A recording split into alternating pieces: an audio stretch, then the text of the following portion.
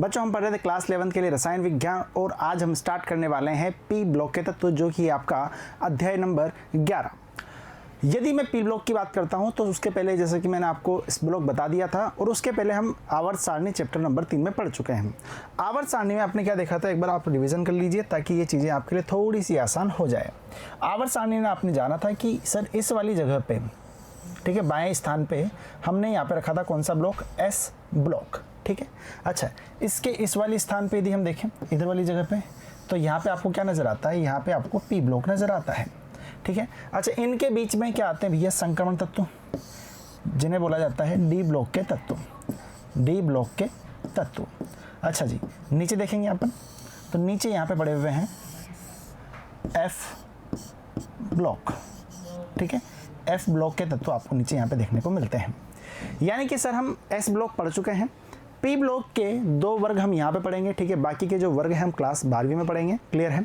तो आज हम जो पढ़ने वाले हैं पी ब्लॉक के 2 वर्गों को पढ़ने वाले हैं, यानी कि पहले जो 2 वर्ग हैं, पहली जो 2 फैमिलीज हैं, ठीक है, उनको हम यहाँ पे पढ़ेंगे। अच्छा जी, यदि सबसे पहले बात करें कि सर यहाँ पे पी खंड के तत्व किन्हें कहा जाएगा पी ब्लॉक में। अच्छा, एस ब्लॉक की हम बात करते हैं। एस ब्लॉक में जो यहाँ पे अंतिम इलेक्ट्रॉन था वो कहाँ पे जा रहा था, एस कक्षक में जा रहा था।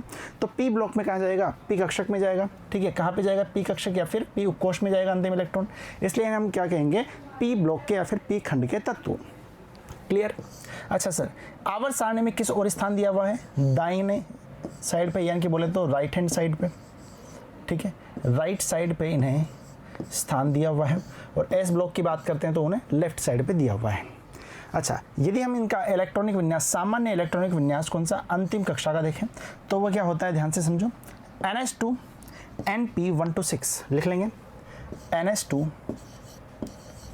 NP1 से लेकर के 6 तक इनका क्या होता है, सामान्य इलेक्ट्रॉनिक विन्यास होता है।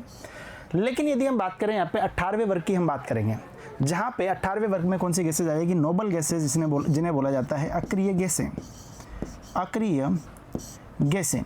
यदि मैं बच्चों अक्रिय गैसों की बात करता हूँ ना, तो अक्रिय गैसों में जो संयोजी कोश में इलेक्ट्रॉन्स की संख्या होती है वो कितनी होती है, 8 होती है, 8 इलेक्ट्रॉन होते हैं। सर सामान्य जो इलेक्ट्रॉनिक विन्यास होगा वो इसके जैसा ही होगा, लेकिन यदि हम बात करें यहाँ पे तो वो NH2 तो होगा ही होगा, है ना, NH2 तो वहाँ पे होगा ही होगा। NP कितना आ जाएगा मैक्सिमम, P में कितने आ सकते हैं, 6, तो NP6 वो हो जाएगा। यानी कि हम बात करते हैं यहाँ पे इनके इलेक्ट्रॉनिक विन्यास की, तो वो क्या हो जाता है NH2 NP6, और इन्हें क्या बोला जाएगा, अक्रिय गैसें, ठीक है, क्लियर है। जिसमें इसमें जिनका विन्यास NH2 NP6 होता है उन्हें हम क्या बोलेंगे, अक्रिय गैसें, नोबल गैसेज उनको बोला जाएगा, क्लियर है। कोई दिक्कत यहाँ तक किसी को कोई आपत्ति नहीं है।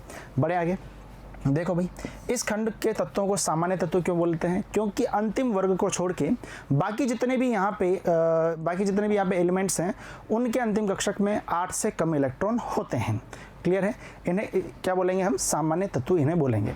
अच्छा जी, यदि हम बात करते हैं यहाँ पे ऑक्सीकरण अवस्था की, तो ध्यान से समझिएगा। ऑक्सीकरण अवस्था धनात्मक भी ये प्रदर्शित करेंगे, ऋणात्मक भी प्रदर्शित करेंगे, यानी परिवर्तनशील ऑक्सीकरण अवस्था इनकी होती है, क्लियर है। अब आपको नजर आ रहा होगा सर पीरियोडिक टेबल के यानी कि आवर्त सारणी के बहुत मायने हैं यहाँ पे, है ना, समझ रहे हो मेरी बात को, यानी कि आवर्त सारणी आपको आनी चाहिए। यदि हम बात करते हैं इस तत्व की, इस ब्लॉक की, यानी कि पी खंड की यदि हम बात करते हैं, पी ब्लॉक की यदि हम बात करते हैं, पी ब्लॉक आवर्त सारणी का एक ऐसा तत्व, ऐसा खंड कहलाता है जिसमें ही अधातुएं पाई जाती है। इसके अलावा अधातुएं, नॉन मेटल कहीं पे भी आपको नहीं मिलेगी, इसलिए वजह से इसको क्या बोला जाता है, अधातुओं का खंड भी बोला जाता है। क्या इतनी बात क्लियर है, ठीक है। तो सामान्य ऐसी चीज़ें हैं, ज़्यादा बड़ा आज इसको लेके नहीं जाऊँगा, क्योंकि इसको देखने के बाद में आपको लगेगा कि सर पीरियोडिक टेबल हमें पढ़नी चाहिए, ठीक है। तो आप पीरियोडिक टेबल पढ़ो पहले, फिर उसके बाद में इस चैप्टर को आप कंटिन्यू करना, क्लियर है। तो अगली क्लास में हम सबसे पहला जो इसका वर्ग है वो उठाएंगे, उसके बाद में अगला वर्ग हम अगली क्लास में, यानी पहले वर्ग को पहले लेकर के चलूँगा, फिर उसके बाद में उसके अगले वाले वर्ग को लेकर के चलूँगा, क्लियर है इतनी बात। कोई दिक्कत, कोई भी समस्या हो तो आप कमेंट बॉक्स में लिख दीजिए, ठीक है। उसके पहले एक बार पीरियोडिक टेबल को हल्का सा रिवाइज कर लो, उससे ज़्यादा कुछ भी नहीं करना, ठीक है। क्यों बोल रहा हूँ, क्योंकि पीरियोडिक टेबल यदि आप रिवाइज कर लेंगे ना तो ये चीज़ें काफ़ी ईजिली आपको समझ में आ जाएगी, ठीक है। क्योंकि जो पीरियोडिक टेबल में बात बता चुका हूँ यार, उनको मैं यहाँ पे ज़्यादा तरीके से एक्सप्लेन यानी कि उस लेवल पे नहीं कर पाऊंगा, है ना। ये आपने पहले पीरियोडिक टेबल पढ़ लिया, आवर्त सारणी आपने पढ़ लिया है। तो अब क्लास को अगले क्लास में कंटिन्यू करेंगे, तब तक के लिए धन्यवाद।